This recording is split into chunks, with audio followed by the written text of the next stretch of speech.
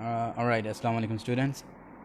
इस वीडियो में मैं आप लोगों से ये डिस्कस करता हूँ कि जो मोस्ट कॉमन मिस्टेक्स हैं स्टूडेंट्स जो करते हैं स्पेशली इन आइल्स राइटिंग, चाहे टास्क 1 हो या टास्क 2 हो। These are the most common mistakes and you must avoid them in order to get good score. Let's discuss. अच्छा, अब ये मेरे सामने एक सैम्पल है जो है राइटिंग टास्क 1 का। सही है। द गिवन ग्राफ, कोई भी अगर आपके पास है आइल्स एकेडमिक में टास्क 1, तो कोई ना कोई आपके पास पिक्चर गिवन होगी जिसकी आपने डिस्क्रिप्शन करनी है। सही है, रिपोर्ट राइटिंग है जो सी। अब हमने मिस्टेक्स करनी है कि क्या है। द गिवन ग्राफ शो, आपने लिखा है शो नहीं shows. The given graph shows, यहाँ पे एस का इंक्रीमेंट क्यों किया है? क्योंकि पीछे जो है वो सिंगुलर है। ये प्रेजेंट इनडेफिनिट टेंस की मिस्टेक है जो मोस्टली तकरीबन स्टार्ट में हर स्टूडेंट करता है। ठीक है, अब ये टॉप पे आप लिख लो साथ में प्रेजेंट इनडेफिनिट टेंस, ये अभी हम डिस्कस करेंगे। सिंगुलर हो तो फिर क्या होगा? शोज। लिख लें जी, लिख लें।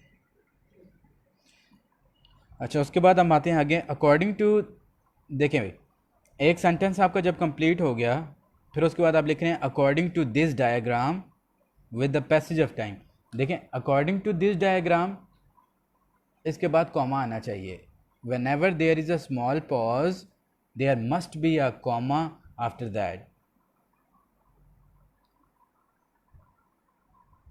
वर्ड्स कौन कौन से हो सकते हैं जिनके बाद मतलब मोस्टली कॉमा यूज़ करना है? However, therefore,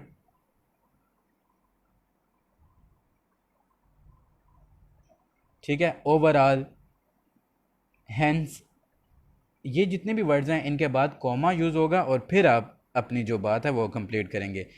alright, according to this diagram there should be a comma, फिर with the passage of time people change, हो गया। With the passage of time, with the people change their habit. अब यहाँ पे जो there है ना, ये लोगों के आप बारे में बात कर रहे हैं ना, तो देयर उनकी, इसके स्पेलिंग होते हैं THEIR। जब लोगों के रेफरेंस से बात हो रही हो तो THEIR। और जब आप अपनी यानी बात करें ना कि right now I am here then I will go there. अब ये जो देयर है ना, ये आप किसी जगह को रिप्रेजेंट कर रहे हो कि मैं वहाँ जाऊँगा, I will go there, I will come there, ये सारी चीज़ें। लेकिन जब आप कह रहे हो this pen belongs to them, अब ये जिस तरह देम हमने यूज़ किया है इसी तरह देयर भी वहाँ पे यूज़ होना है। ठीक है, it is their pencil, it is their chair, इस तरह। हैबिट की क्या स्पेलिंग है? Single B. क्लियर, ये भी मिस्टेक है जी। हैबिट की स्पेलिंग HABIT, स्पेलिंग मिस्टेक्स नहीं करनी। उसके बाद दोबारा आप लिख रहे हो इट क्लियरली टेल अस। दो ग्राफ होंगे तो फिर टेल ही आएगा, लेकिन अगर सिंगल की बात करें हैं तो टेल्स हो जाएगा, जिस तरह शोज था। Tells us the difference, difference का डी आपने बड़ा लिखा है। सेंटेंस का जब आप स्टार्ट करते हो तो फर्स्ट वर्ड जो है उसका फर्स्ट लेटर कैपिटल होगा। सेंटेंस के दरमियान में किसी भी वर्ड का फर्स्ट लेटर कैपिटल नहीं होगा। ये होता है कैपिटल लेटर किस केस में? जब किसी जगह का नाम हो। For example, if you are talking that I live in Pakistan, right now, in this case the P will be capital, right? Even if you mention your own name like Rashid, Rashid अब sentence के बीच में भी आएगा, you will write R capital, just like Danish, Noman, whatever you write. Clear होगी बात? Okay, tells us the difference of man and woman।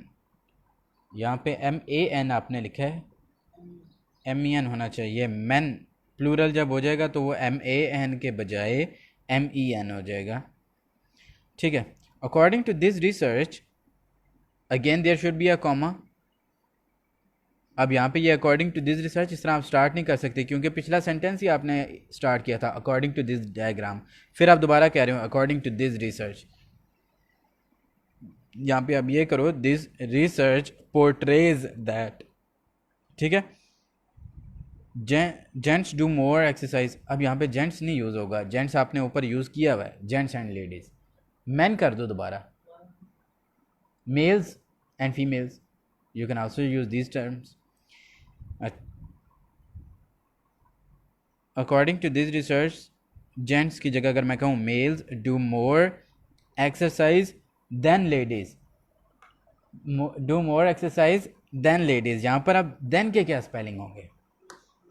T H, are you sure? T H A N होगा। देखें होगा क्यों, whenever you are comparing two things, for example कहें he is intelligent than me, तो यहाँ पे जो then आप कंपेयर कर रहे हो ना, तो कंपेयर के लिए टी एच ए एन होता है। लिख लो जी, टी एच, नोट्स बना लें, टी एच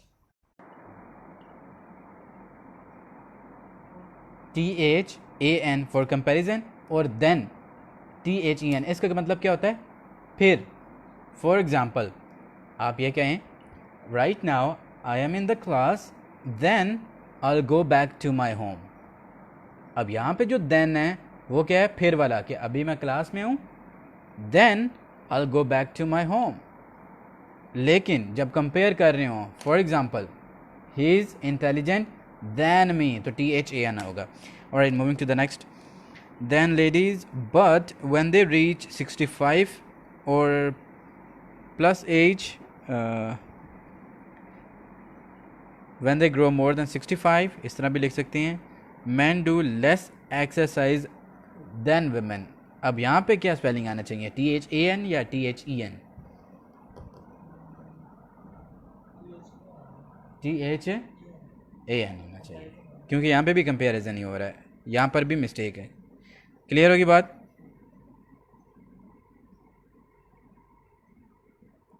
अच्छा, ये 2-3 वर्ड्स मैं बता रहा हूँ, ये नोट कर लें कि whenever you are going to start your task 1, यहाँ पर आप ये कह सकते हैं द गिवन चार्ट या शोज़,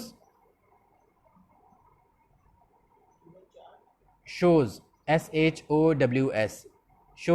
शोज़ की जगह दूसरा वर्ड क्या यूज़ हो सकता है? Portrays, PORTRAYS।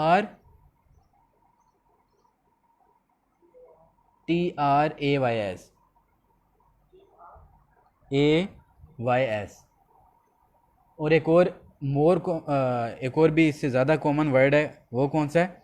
Indicate. The given chart indicates that, ऐसे। क्लियर?